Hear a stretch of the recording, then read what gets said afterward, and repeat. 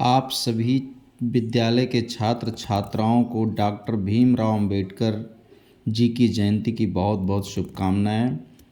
Doctor Bhimrao Ambedkar ji का जन्म 14 अप्रैल 1981 को हुआ था। वो जगह अभी मध्य प्रदेश में है और इन्हें भारतीय संविधान का जनक माना जाता है।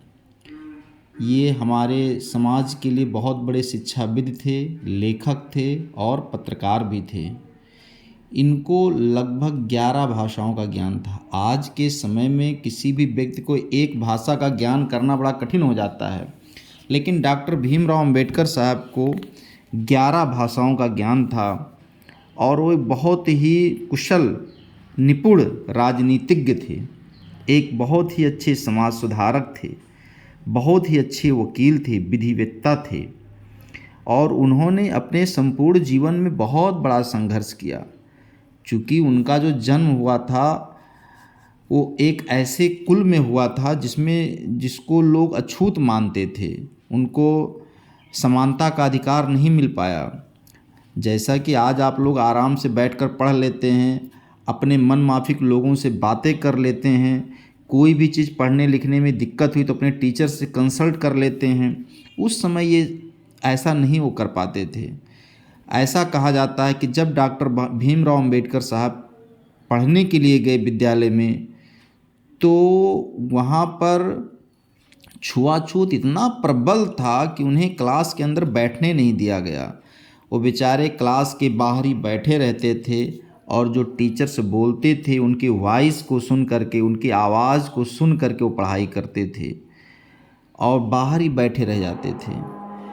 अगर उन्हें प्यास लग जाए तो चपरासी आता था और दूर से उनको पानी पिला देता था।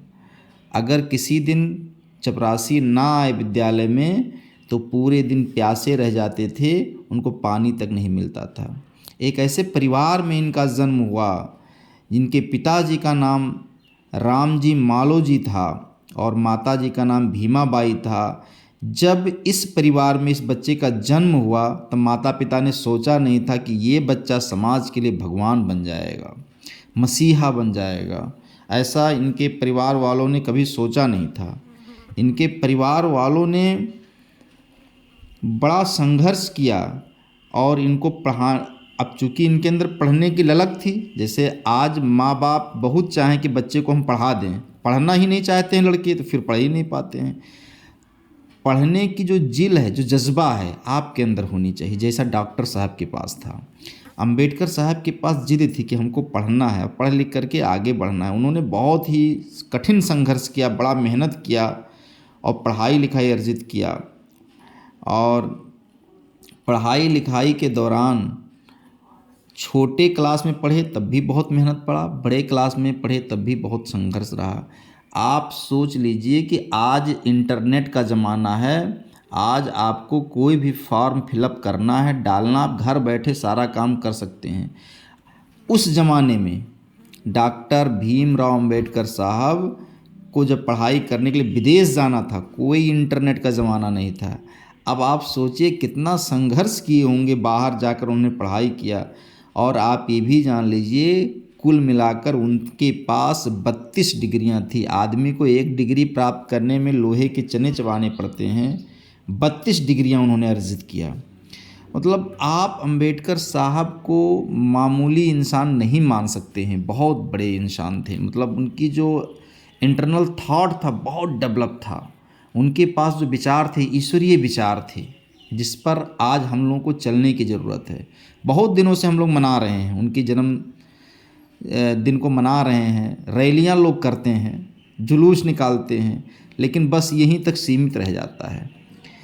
जब तक उनके विचारों को हम लोग आत्मसात नहीं करेंगे, समाज के लोगों को नहीं बता पाएंगे, तो चलता रहेगा, ये हमेशा चलता रहेगा, न जाने कितने साल और चलता रहेगा, कोई समाज का भला नहीं होगा। इसलिए हमें, वो चाहते क्या थे, उस चीज़ को हमको पूरा करना। वो चाहते थे कि हमारे समाज के लोग पढ़ें लिखें, आगे बढ़ें, किसी के सामने मजबूर ना हों, लोग शोषण ना कर सकें, अपनी बात कहीं खुलकर कह सकें। इसके लिए उन्होंने संविधान बनाया था। आज समाज में बहुत दिक्कत है, बहुत तरह की समस्याएं हैं। इससे हम सबको मिलजुल के निपटना होगा। इसमें किसी एक का दोष नहीं दिया जा सकता, पूरे समाज की गलतियां हैं। समाज के लोग आज केवल अंबेडकर जी की पूजा करते हैं ऊपर दिल से, अंदर से उनके विचार को आत्मसात नहीं करते हैं। यही बहुत प्रमुख समस्याएं हैं और इससे जब तक सब लोग निपटेंगे नहीं, ये समस्या चलती रहेगी। चलेगा सदा नाश का खेल यूं ही, भले ही दिवाली यहाँ रोज है। चलता रहेगा और कई साल बीत जाएंगे। इसलिए प्यारे बच्चों, आप लोगों को अब आगे आना होगा। आप लोग कुछ भी मत करो, लेकिन अपने समाज के लोगों को जागरूक करिए, पढ़ाइए, पढ़ने के लिए प्रेरित करिए। अगर वो पढ़ ले गए फिर वो अपना अधिकार प्राप्त कर लेंगे। पढ़ाई लिखाई अगर ढंग से कर लिए, किसी भी तरह का दिखावा में नहीं पड़े, लोगों के चक्कर में नहीं पड़े, तो वो पढ़ लिख लेंगे और समाज के लिए वो आगे बढ़ पाएंगे। आप अपने गांव में देखिए, घरों में देखिए, जो गरीब घर के बच्चे हैं उनको स्कूलों में एडमिशन करवाइए। वहाँ लोगों से रिक्वेस्ट करिए कि भाई इनको कम पैसे में एडमिशन कर लें, अच्छी शिक्षा मिले। अगर वो पढ़ लिख ले गए, सारी समस्या का समाधान होने लगेगा। नहीं पढ़ लिख पाए, समस्या ज्यों की त्यों बनी रहेगी, शोषण चलता रहेगा और न जाने कितने साल तक अंबेडकर साहब की जन्मदिन हम मनाते रहेंगे, कोई फ़ायदा नहीं निकलेगा।